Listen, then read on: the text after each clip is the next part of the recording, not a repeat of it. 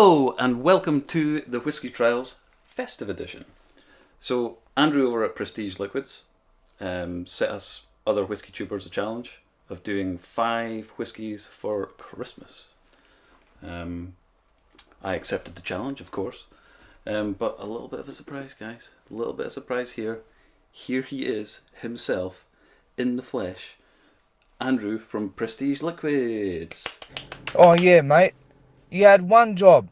One bloody job. And that was to get a Christmas video done by Christmas. What do you mean? It's January, you moron. You're too late. What do you mean it's too late? Are you deaf? I told you. It can't be too late. Christmas! If anything, I'm too early. You're about as useful as tits on a bull, you idiots. But I've got the hat on and everything. You're too bloody late, you wombat. You're too late. Okay then. You had one job.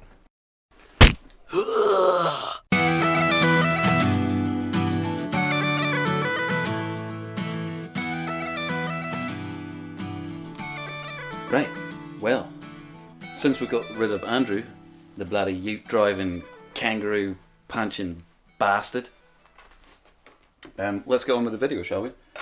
So, Merry Christmas in 2020, 340 days to go. Just wanted to give a little shout out for to new Dram Drinker for my little Christmas Glencairn topper that they give me. It's awesome.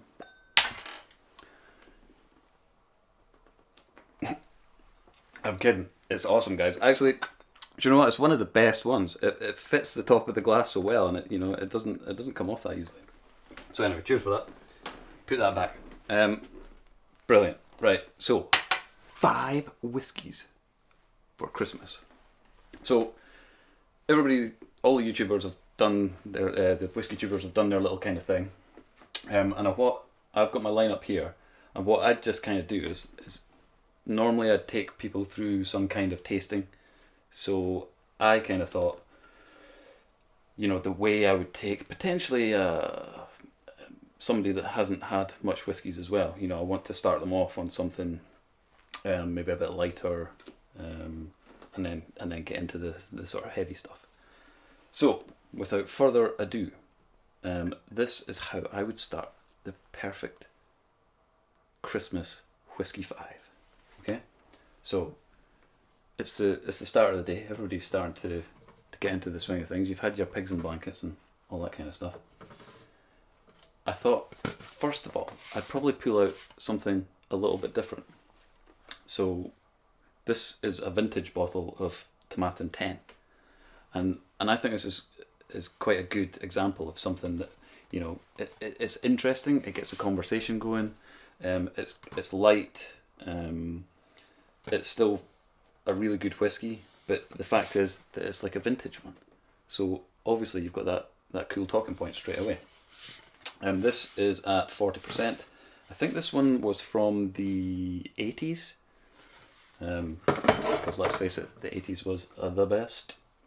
So that's nice, light. It's kind of a refreshing malt that's not very heavy at all.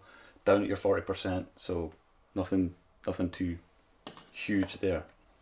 Then I think I'd have people move on to the Bunnahabhain. This is the Bunnahabhain Sturadur. Difficult to say, I know, but Sturadur is what it's called.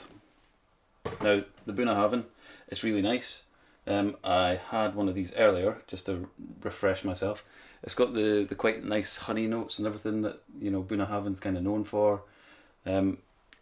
If you do get this, open it straight away and just give it a little bit of airtime.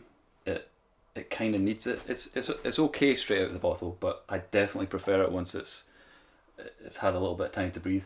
This one is at 46.3, so it's bringing up that level. It's getting people happy, and it's a good lead on to what we've got next. So after the Bunna, I go straight into some big punching Glendronach 18. Now, actually at Christmas, I went through a bottle of this because it was just kind of like my go-to. It was the one that was like a luxury bottle for me. It's quite expensive, you know, around the £100 mark, £95. If you can get it cheaper than that, definitely buy it. It used to be around 79, but no longer. This is at 46, but so, you know, 0.3 less than the Bunnahabhain. But in terms of how it tastes, I really think the Glendronach 18 punches way above its 46%. This malt is so complex, so big, and it really takes over your palate, much like something that's over 50% to me. And I actually think it would be interesting to try a Glendronach 18, like a sort of cask strength one, because I bet it's almost too hot to handle, too overpowering, almost. Right, moving on from there. So everybody's happy. We've had the talking point with the vintage whiskey. We've moved into a nice Bunnahabhain. You know, it's the ABV's climbing up there. Then we come in with the massive taste punch of the Glendronach 18. We've got to start going peaty though, right? At some point. And now is that time. So Kilkerran, heavily peated. I know everybody seemed to be talking about the Kilkerran 8 recently. I had a sample of it. Thank you very much, Mark. And do you know what? I didn't quite connect with it the same way I did with this. And I'm not a peat head, as you know. I'm much more like Glendronach is my kind of go-to, the sherry casks. But I think what they did with the new Kilkerran 8, the 2019 edition, is that it was sherry cask and it's peated. So I think this is actually a good transition from the Glendronach to a peated. And the Kilkerran heavily peated. I mean, when I first poured it, I mean even on the neck pour, straight away I knew it was something special. Just like everything, all the flavours had some kind of like burnt but nicely toasted kind of edge, you know, like toasted nuts. But one of the main things I always take out of this is campfire marshmallows. Oh, there's the sweetness there, but there's that burnt edge, there's the smoky campfire. It is completely amazing.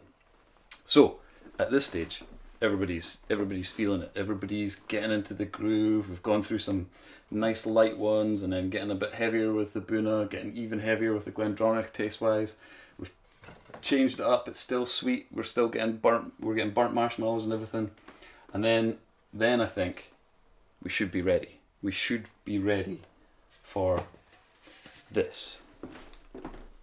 The Ledaig 13. And that's right. I know how to say it now. I was saying Ledaig. Apparently a lot of people say Ledaig. Well, it's spelled Ledaig, isn't it? But pronounced properly, it is Ledaig or Ledaig, depending on where you're from, I guess. Irish or Scots, Gaelic or Gaelic. This Ledaig 13. Man, you gotta have your big boy pants on. It is a serious malt.